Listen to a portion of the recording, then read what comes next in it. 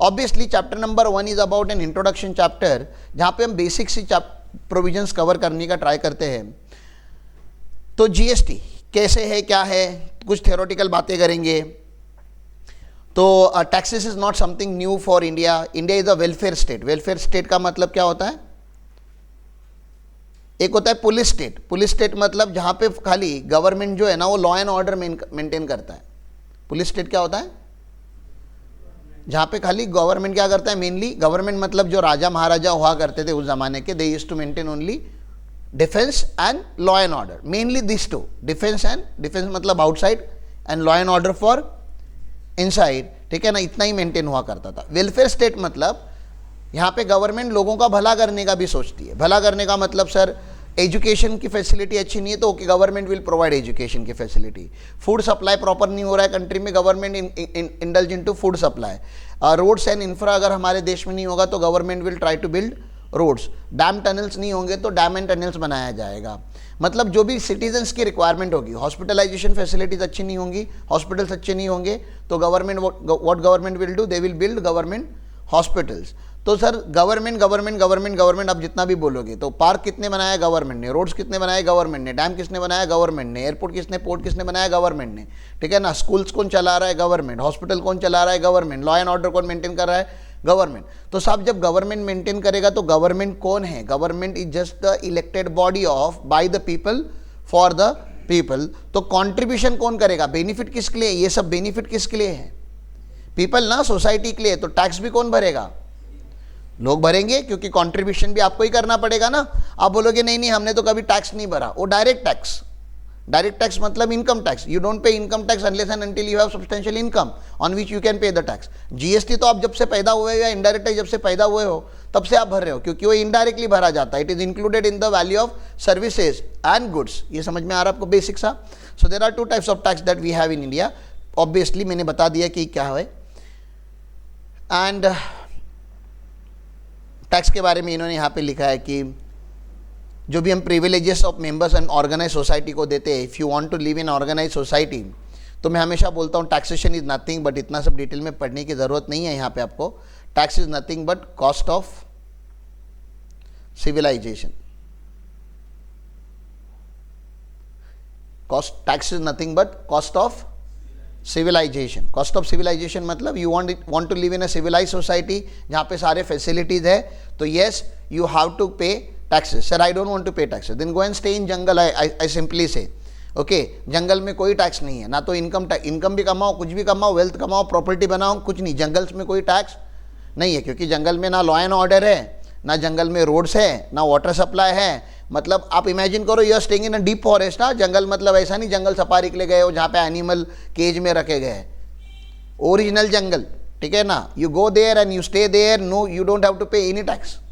आपको ना pan card की जरूरत है, ना आधार कार्ड की जरूरत है, ना पासपोर्ट की जरूरत है, बिकॉज यू आर इन जंगल, ठीक है ना। आज हो तभी भी किसी को फर्क नहीं पड़ता, कल नहीं हो तभी भी किसी को फर्क नहीं पड़ता। If you want to live like that you don't have to pay any tax, but you want civilized society and the better civilized society, the better facilities, you have to pay higher amount of tax, ठीक है। तो that is the logic कि taxation क्यों लगाया जाता है government. तो चलो आगे चलते हैं। बहुत सारी चीज़ें इन्होंने यहाँ पे लिखी है, if you want you can read. अब genesis of GST in India का मतलब क्या होता है? सर इंडिया में जीएसटी की बात कब चालू हुई? तो 2003-2004 मतलब बहुत पहली बात चालू हुई थी। वैसे तो हिस्ट्री पढ़ने की कोई ज़रूरत नहीं, लेकिन एक उन्होंने चार्ट बना के रखा हुआ है, मैं आपको बता देता हूँ कि यहाँ पे prime minister in the year 2000 prime minister ने एक कॉन्सेप्ट इंट्रोड्यूस किया था कि जीएसटी जैसा इंडिया में क्यों कुछ तो होना चाहिए। 1954 में फ्रांस करके एक कंट्री है, वहाँ पे जीएसटी इंट्रोड्यूस हो चुका था। तो सिमिलर कॉन्सेप्ट पे बहुत सारे देशों ने जीएसटी हमारे से पहले अडॉप्ट कर लिया था। नाम अलग अलग था, कुछ कुछ देशों में इसका वैट करके नाम होता था। नाम पे मत जाओ आप। Concept was indirect tax on goods and services. तो कॉन्सेप्ट वाइज ये बहुत पहले से ही चलता था। हमारे इंडिया में इनडायरेक्ट टैक्स थोड़ा लेट आया, और क्योंकि लेट आया तो उसके अलग अलग वर्जन्स आए। And obviously there is no perfect version, मतलब there is a better version but there is no perfect version. तो हमेशा हमारा देश इंप्रूव करते करते करते गया। हमने भी वैट को अडॉप्ट किया, जो इंटरनेशनली आज वैट के नाम से जाना जाता है, वैल्यू एडेड टैक्स। वैल्यू के ऊपर ऐड किया हुआ टैक्स, वैल्यू एडेड टैक्स, लैटिन में उसको एड वैलोरम बोलते हैं। तो टैक्स ऑन वैल्यू जैसा भी है, ठीक है ना।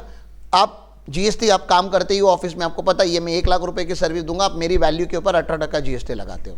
मेरे प्रॉफिट के ऊपर नहीं है, वो मेरे वैल्यू एडिशन के ऊपर है, और जो भी मैंने इनपुट लिया होगा उसको मुझे सेट ऑफ मिलता है, इसलिए मेरी वैल्यू एडिशन की बात करते हैं कि भैया आपने जितनी वैल्यू ऐड की उतना बताओ। मैंने लैपटॉप 1 लाख का लिया और मैंने 1.5 लाख का बेचा, तो मैंने वैल्यू एडिशन 50,000 का किया, तो मुझे 50,000 के ऊपर ही टैक्स लगेगा। ऐसा कुछ इसका कॉन्सेप्ट है। नेट जब आप कैलकुलेट करोगे तो यूल अंडरस्टैंड कि हाँ आप नेट पे ही भर रहे हो, क्योंकि 1 लाख का परचेस किया था उसका आपको आईटीसी मिलता है, 1.5 लाख का आप टैक्स भरते हो, तो नेट टू नेट आपने 50,000 के ऊपर ही भरा।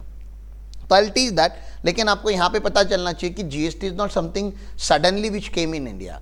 2000 में बातें चालू हुई थी, 2006 में जो फाइनेंस बजट, जो announcement of union finance minister ने अनाउंसमेंट कर दी पार्लियामेंट में कि देखो बजट में से अभी जीएसटी आने वाला है, फिर ऐसा आगे आगे चला गया, एक बिल बना। आपको पता ही है ना कि कोई भी लॉ पास करने से पहले क्या बनता है, एक बिल बनता है, ठीक है ना। एक्ट बनने से पहले बिल बना, वो बिल था कॉन्स्टिट्यूशन को अमेंड करना था, कॉन्स्टिट्यूशन ऑफ इंडिया को अमेंड इसलिए करना था क्योंकि जीएसटी जॉइंट पावर का लॉ है। जॉइंट पावर का लॉ मतलब सेंट्रल गवर्नमेंट और स्टेट गवर्नमेंट दोनों साथ में आके बनाने वाले लॉ है, और सेंट्रल गवर्नमेंट और स्टेट गवर्नमेंट साथ में बैठ के कमेटी बना के लॉ बनाएंगे। ऐसा इसके पहले इंडिया में कभी हुआ नहीं था। तो कॉन्स्टिट्यूशन में हमें कुछ पावर्स चेंज करने थे, जॉइंट पावर देने थे, राइट। तो उसके लिए कॉन्स्टिट्यूशन अमेंड करना पड़ा। तो ये 2014 में ये बातें चालू हुई। ऑब्वियसली आपको पता है 2014 इज द लैंडमार्क ईयर जहाँ पे कांग्रेस के यहाँ से जो गवर्नमेंट है वो शिफ्ट हो गई बीजेपी के पास। एंड देन ये जो बिल था कॉन्स्टिट्यूशन को चेंज, कोई भी लॉ बनाने से पहले कॉन्स्टिट्यूशन में उसकी प्रोविजंस होनी चाहिए।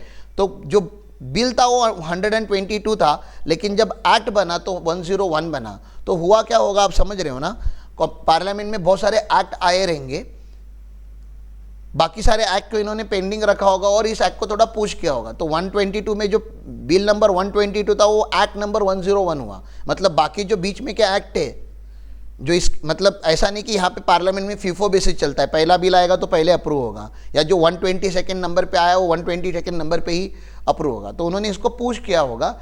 एंड 2016 में with the help of Arun Jaitley ji, जिनकी बहुत हम इज्जत करते हैं, he was the finance minister, उन्होंने बोला कि जीएसटी आके रहेगा, और जीएसटी आया, राइट। जीएसटी कब आया, तो जीएसटी आया 30 जून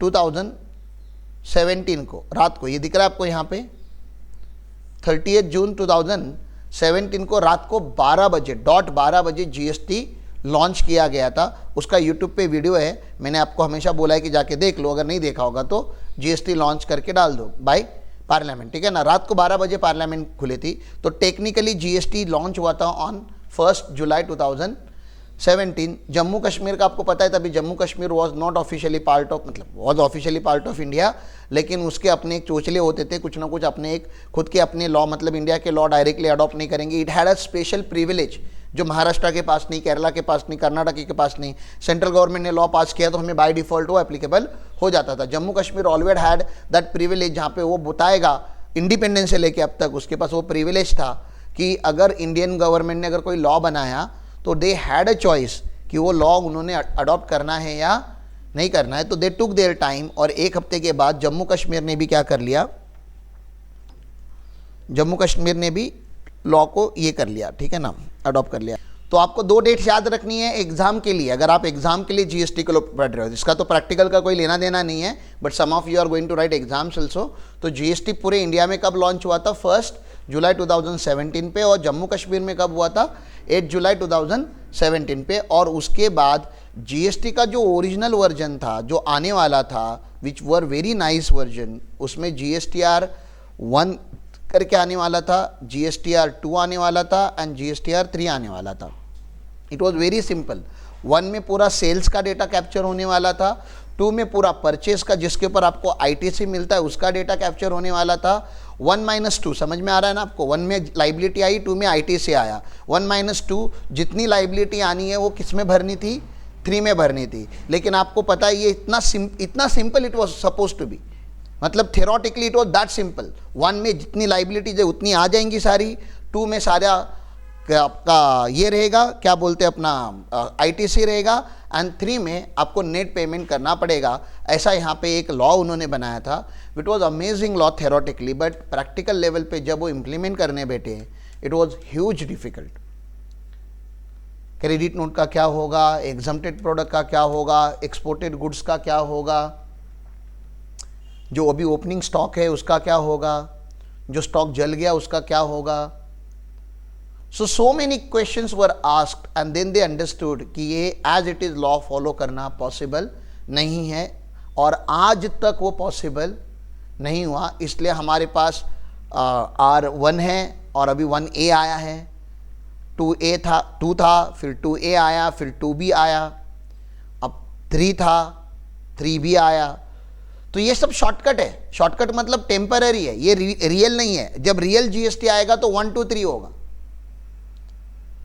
जब रियल जीएसटी, जब हमारा पूरा देश रेडी हो जाएगा. अभी नया लॉ है ना, नया लॉ है तो आपको भी थोड़ा तो 140 करोड़ की जनता है, उसके लिए अगर कोई नया लॉ बनाते हो और वो भी पूरा का पूरा पोर्टल पे चलना है, फिजिकल उसको मिनिमम रखना है, तो you can understand it's not that easy.